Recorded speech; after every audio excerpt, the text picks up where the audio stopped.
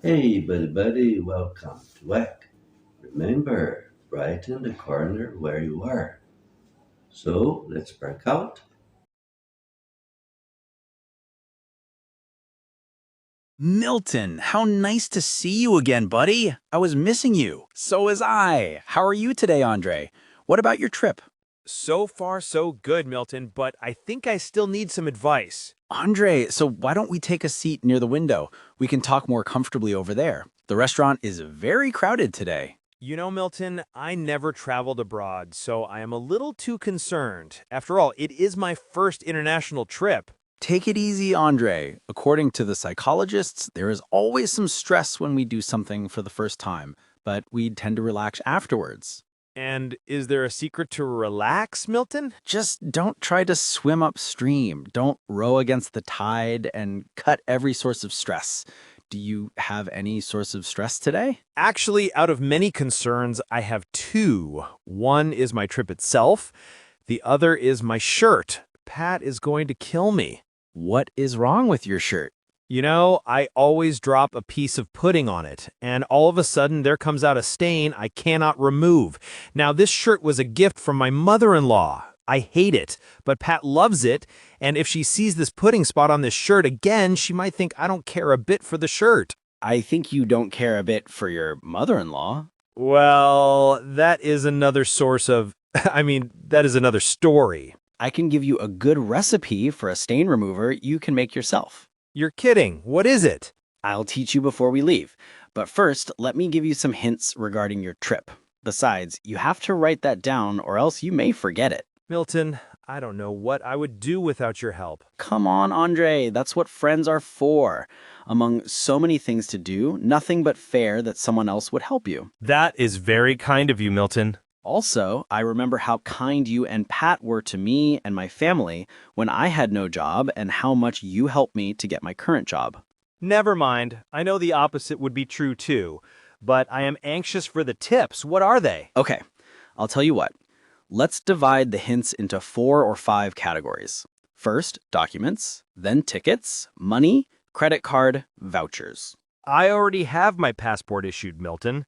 I also have an invitation letter from our branch office in the USA, and everything is all right regarding my credit card too. That is nice, Andre. When you travel, be sure to arrive at the airport at least 3 hours in advance. By the way, did you get a visa? You may not travel without one. I do have a visa, Milton. Well, everything is fine around this item. Okay. Second, luggage. I have a good piece of advice. Take half as many clothes and twice as much money. This is because you may have to move across the airport in case they transfer you to another embarkation gate. There might be an extra charge for overweight luggage, and because you might buy an electronic gadget there, like a laptop or a tablet. Correct, it makes sense. Now, as soon as you arrive at the airport, go to the check-in counter of your airline and give them the ticket or ticket voucher.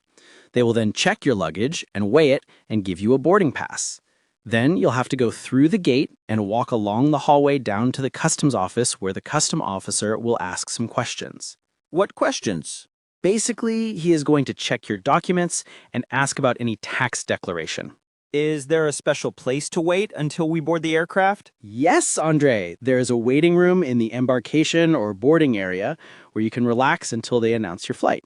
Is it possible to use the laptop? There are some jacks under the seats of the waiting room, except for some moment during the flight when the flight attendants will give instructions from the crew not to use electronic devices such as mobile phones and laptops. Also, instructions regarding safety procedures, such as oxygen masks, how to fasten the safety belt and remain in the upright position, and how to turn your seat into a life jacket. What about the best place to be inside the aircraft? It depends, Andre.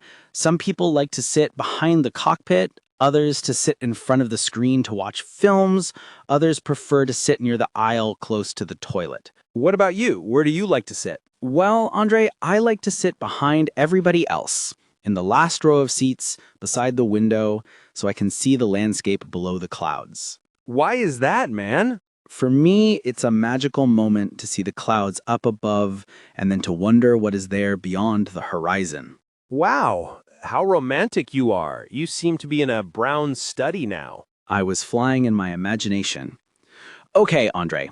When the airplane is about to take off, some porters will carry the loads beneath the cargo compartment. Can we leave the seats during the flight? Yes, but only when they give permission. You can walk around between the aisles, go up to the racks, and adjust your carry-on bag. And when we land, what are the procedures? Finally, as soon as you land, there will be a shuttle bus which will take you to the airport terminal, where, again, you must answer questions to their immigration officer. Andre, I think they give some information during the flight, right? Correct. During the flight, there is a screen with data such as the route, height, speed, and the outside temperature. This is important because when I get off the plane, I know beforehand how the weather is. Right you are, fellow. But I think the most important thing is to take care of your documents. Ah, by the way, Andre, as soon as you arrive, don't forget to pick up your baggage in the carousel towards the luggage claim area. And in case there is a stopover or an air shuttle, do it quickly. I will. Now, Milton, I'm curious about the stain remover. How is that? Easy, buddy. Write that down. 2 cups of powder soap, half a glass of alcohol, a tablespoon of salt, and a tablespoon of baking soda. It needs to form a paste. Then scrub the stain, and the saint will vanish. Within some seconds. I'll do that right away, Milton. Thanks a lot, man. Not at all. Hey, one more thing. If you have an international driver intermit, you can drive throughout the country. That is important, and I didn't think about that.